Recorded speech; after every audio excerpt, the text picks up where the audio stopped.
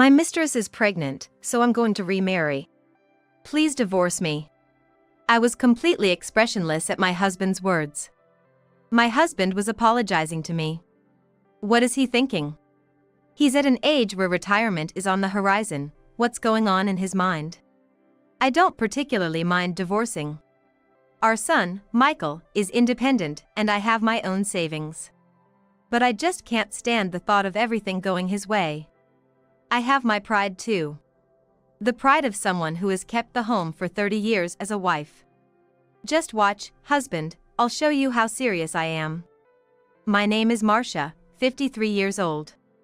I've been working at a mid-sized company ever since I graduated from college. I took a few years off when Michael was born after marrying my husband, Nick, but aside from those few years, I've been working all my life. My husband is meek and not good at asserting himself, which is why he never climbed the corporate ladder.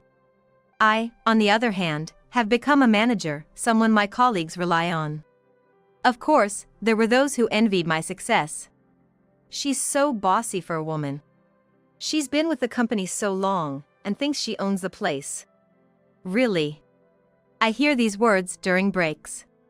I drink coffee without showing any reaction. At first, I was shocked. But I've gotten used to it. I haven't done anything wrong. That's why my subordinates believe in me and follow my lead. Instead of gossiping, they should be working harder. It was as I finished my coffee that I heard it. My wife's bossy at home too. My son's on her side, and I'm left out in the cold. That's tough. Recognizing the voice, I looked towards its source. From behind a potted plant's shadow, I saw. In the midst of a group speaking ill of me was my husband. And listening closely, it seemed like he was at the center of the trash talking. I always feel uncomfortable being compared to my wife. I'd hate to be compared to that thick-skinned person too. I might have married the wrong person. Who knew she would be like that? Sympathetic sighs rose from the group as my husband sighed. I was clutching my chest. There was no way I wouldn't be upset. My husband used to be a man of weak will. He joined the company a year after me and was sort of thrust upon me to look after, and as I taught him the ropes, we became close. Back then, he used to say he was envious of my abilities. Once we started dating, he would smile proudly about my competence. Not anymore, it seems. Now he resented my success and spread rumors about me. Since then, I started observing my husband's behavior at work more closely. He was always someone who preferred to avoid making waves. I wonder how he is at home.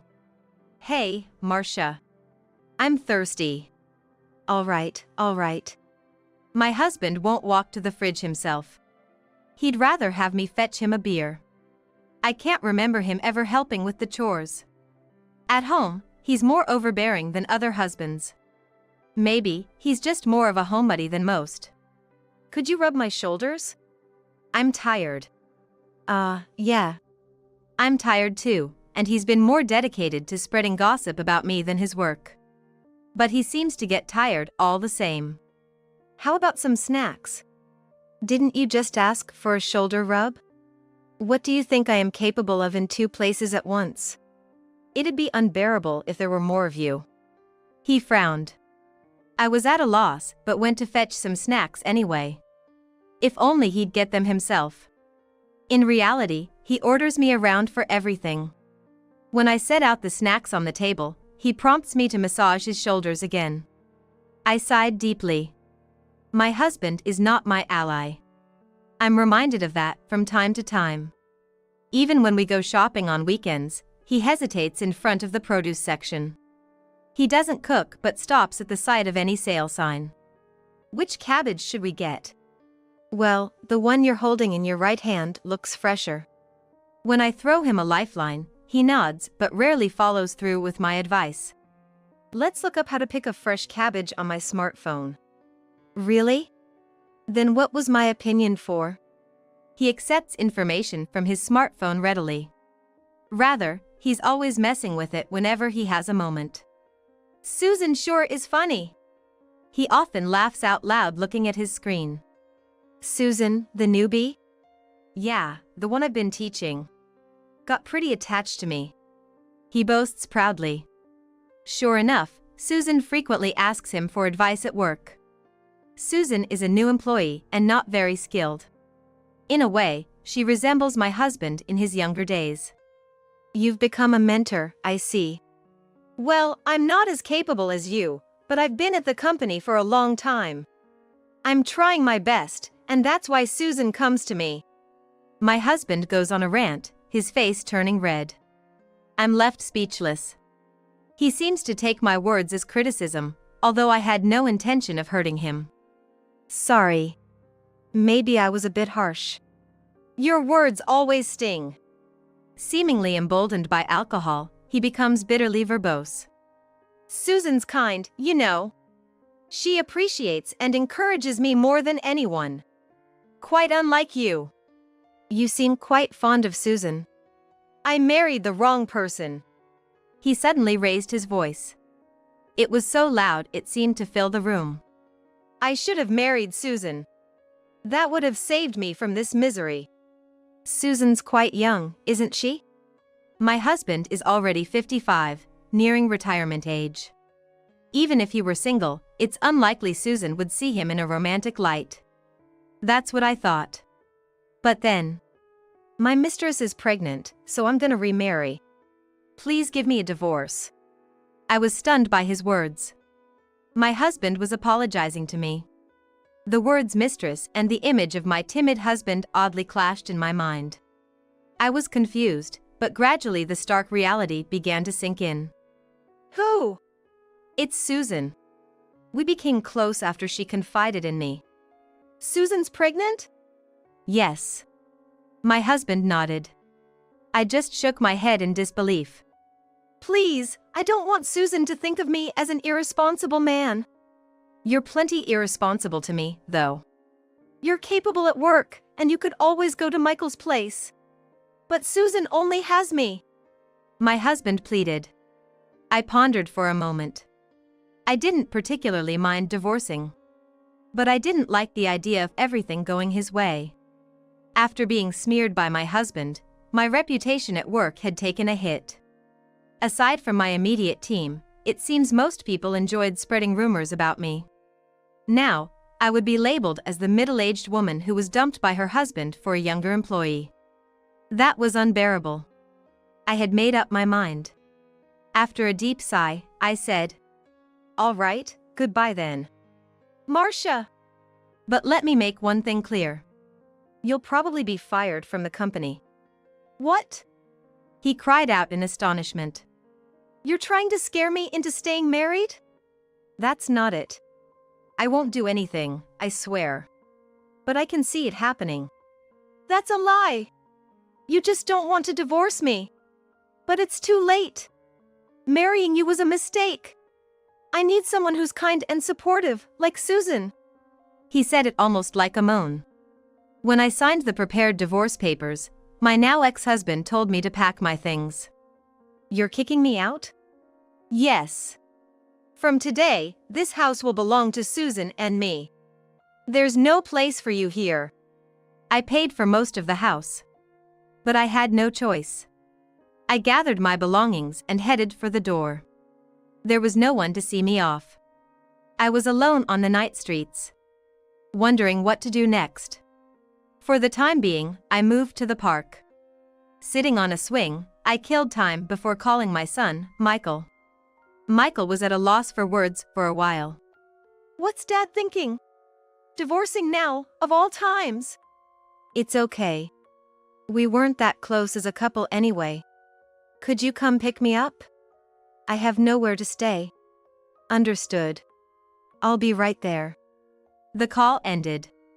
True to his word, Michael arrived soon after.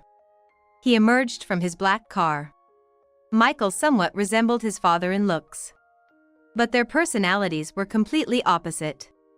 Michael invited me into the passenger seat. While driving to his house, he still had a grim look on his face. Dad's really selfish. I'm so disappointed to say he's my father. Don't say that, I said with a wry smile. My patience for my ex-husband had worn thin. But it was a marriage born out of love at one point. Reflecting on the memories of our youth, it was complicated to hear him spoken of so harshly. The next day, when I went to work, my ex-husband wasn't there. Nor was Susan to be seen. Just as I thought. I shrugged my shoulders. After finishing work and heading home, someone called out to me. It was my ex-husband. Marcia, what have you done? But I haven't done anything. I was fed up. My ex-husband seemed to be convinced that I had orchestrated some scheme. But that's a complete misunderstanding. Suddenly I'm fired. That doesn't make sense. I've dedicated myself to this company for years. I've been working hard for this company too, you know. That's something everyone who works here would think, not just something for my ex-husband to be proud of. It's not just me. Susan's been let go too. My brother must have done it. Brother! My ex-husband's eyes widened. They must have met several times before, but he seemed oblivious. I crossed my arms and said, my brother is the president of this company. The predecessor was our father. What? He staggered. I watched silently, as surprise and fear appeared on his face. You're part of the president's family? Yes. But I wanted to be a normal housewife, so I kept quiet about it. I didn't want to be fussed over just because I'm part of the president's family. I wanted to succeed on my own merit. As a result, I ended up being both admired and the subject of constant gossip. Yet the source of that gossip, my ex-husband, said with a trembling voice. But you've climbed the ladder. On my own strength. And if I had used my family's influence, you could have advanced too. He seemed at a loss for words. My brother is a strict man and he had always assessed my ex-husband, his brother-in-law, based on his actual abilities. And he had said, more than once, that if it weren't for the family connection, he'd have wanted to get rid of someone as useless as my ex-husband. And now, it seems that has become a reality. I warned you, didn't I? If we divorced, you'd be out of a job. But still, to think. The president is my wife's brother, that's just absurd. Ex-wife, that is. I corrected him and started walking away. But my ex-husband followed persistently. Can't you talk to your brother for me? Susan and I are out of jobs, and at this rate. That's not possible. I kept walking without stopping. I've made a promise not to interfere with the company's management. But can't you just? No. Why don't you talk to my brother directly? There's no way I could do that. He looked scared, his gaze darting away as he left. A week has passed since then. For now, I'm staying at Michael's place, but I plan to find an apartment and live on my own soon. You know you're welcome to stay here, Mom. That won't do. It wouldn't be fair to your wife. I shook my head. Michael is married, and his wife has just had a baby. I can't impose on them for long. Right after I left Michael's house, my smartphone rang. It was my ex-husband. Again. I frowned. It had been like this all morning. He had been calling me non-stop. The call count, 39 times. Finally, worn down, I answered. My ex-husband's voice was almost frantic. On the verge of tears. Marcia, you have to help me. I can't find a job. That's not my problem. But it is. Your brother seems to have spoken to other company bigwigs about Susan and me, and now I'm turned away everywhere I go. His voice was trembling. His breathing ragged. There's nothing I can say. I had no other words to offer. My brother must be really upset about this whole thing to go that far. Don't talk about it like it's someone else's problem. Because it is. I was perplexed and shook my head. In fact, we're strangers now, aren't we? We're not a couple anymore. That's not. I heard something crash over the phone. Right after, my husband let out a scream. It seemed like he had stumbled and hit the furniture. A woman's shrill scream could be heard as well. I assumed it was Susan. From my ex-husband's descriptions, I had imagined her as a kind and dedicated woman, but the voice I heard seemed sharp and short-tempered. Susan appeared to be panicking and getting frustrated with the situation not going her way. I could hear my ex-husband trying to calm Susan down. "Susan, it's okay. Marcia will sort it out for us. Don't make assumptions." I grimaced unintentionally. How self-centered can someone be? He resented my abilities and gossiped about me, but now in his time of need, he expected me to bail him out. "I'm not your wife anymore, and I have no obligation to help you." "Marcia, don't be like that, okay?" His voice was the sweet-talking kind. When I used to love him, I was weak for that voice. I often let his whims slide. But now, I stood firm and spoke clearly.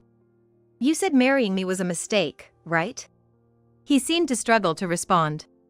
His stammering was overlaid by Susan's yelling. "Do something about it. I thought you were rich because of this fancy house. You came after me for my money? Obviously. What else would there be?" Susan snapped back sharply. My ex-husband argued with Susan for a while, but then I heard a door close. Susan seemed to have left the room. My ex-husband spoke over the phone.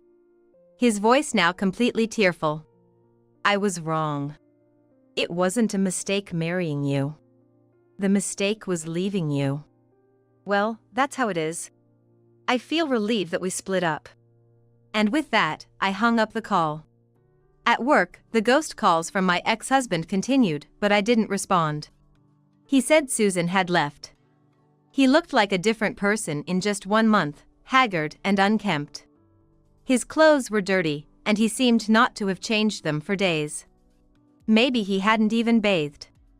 "And now I have to pay child support with no job." "You should, it's your child after all."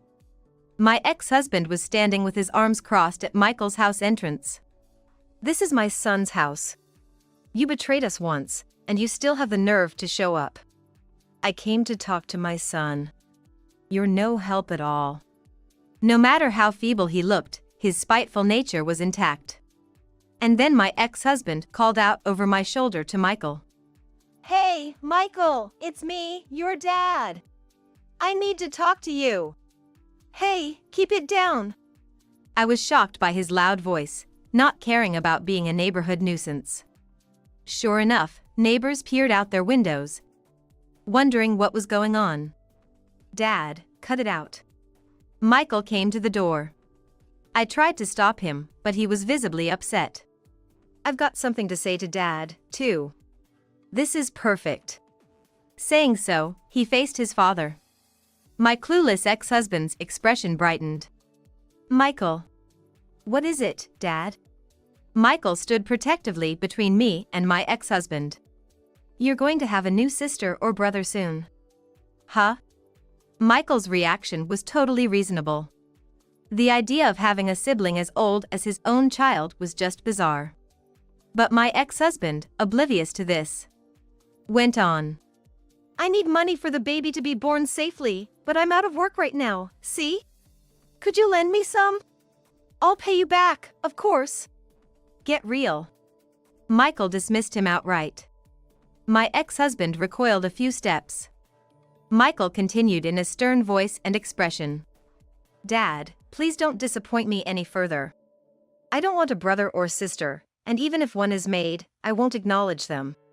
Isn't it just a child you made with your mistress? They have nothing to do with us, our family." "Don't say things like that. I was wrong, I admit it. But the child isn't to blame, right? Just go home." I couldn't help but raise my voice. How much longer do I have to listen to his selfish claims? I can't let Michael be troubled by this. "You have no relationship with us anymore. Please, just leave, Nick." I said it in a businesslike tone. There couldn't be a clearer rejection. My ex-husband groaned and held his head. "This isn't how it was supposed to be." He continued to visit the house reluctantly. In the end, we consulted with the police about my ex-husband. The officers responded promptly, and my ex-husband was finally recognized as a stalker. He was now barred from approaching his former family in any capacity. It's a lie, right? I can't get in touch with Susan, and I don't know what to do next. With the source of the gossip gone, the whispers about me also began to fade. I planned to become someone about whom no bad word can be heard. By the way, Marcia. What? One day, I was called into the president's office. My brother, sitting in the chair, looked a bit troubled. I don't have a son to take over for me. I had thought of your husband for the role, but with him, that's not going to work. And we're divorced now, too. I shrugged my shoulders. My brother leaned forward slightly, looking me in the eye. How about it? Marcia, would you consider taking over after me? Me? I was flustered. Certainly, there was an age difference between my brother and me. I was in my 50s, but my brother was nearing 70. But I've promised not to interfere with company management. Yes, until today you've kept that promise well. I trust your integrity, and that's why I want to entrust the future to you. Please let me think about it, I asked. He said he wouldn't force me, which I appreciated. I left the president's office. Meanwhile, I continued looking for an apartment. But in the end, I decided to continue living with Michael and his wife. It was Michael's wife who offered this. I really appreciate having you at home. Really? I was surprised by her unexpected words. Michael's wife continued gently, as if explaining. By myself, I just can't keep up with the childcare and household chores, and your help has been a lifesaver. Exactly. Michael joined the conversation. I help out when I'm home, but I just can't match the years of experience you have, Mom. You know exactly what to do around the house. Michael, you too. I was overwhelmed with happiness. Living with my son and his wife was also a source of comfort for me. I could feel my heart, which had been trampled by my ex-husband, slowly healing. Are you both really okay with this? Of course. We look forward to continuing this, Mom. Michael and his wife both smiled welcomingly at me. While working, I shared household duties with Michael's wife. They never forget to express their gratitude for even the small things. Hey, meatloaf today? My favorite. Thanks for remembering, Mom. I learned some cooking tips from you, Marcia. Your time-saving techniques are really something. Thank you. It's nothing. I blushed with modesty as we ate dinner. Afterward, it was time to play with my granddaughter. This was my favorite time. My granddaughter, resembling her father, evoked a sense of nostalgia in me. While enjoying the unique scent of baby milk, I lifted her up. She laughed innocently. She laughs a lot. She's like Michael when he was little. Really? Yes. I squinted with nostalgia, and Michael's wife laughed. That's surprising. Michael frowned. Mom, please stop. It's embarrassing. What's wrong with that? We're family, after all. I said it with a heart full of contentment. What a warm thing to say out loud. Michael and his wife looked at each other happily. The baby seemed sleepy and began to close her eyes. I am happy now. And one more thing. By the way, I have something I want you two to hear. What is it? Next year, I'm going to take over from my brother. Life will probably get busier, but also more fulfilling. I smiled at the thought of the future.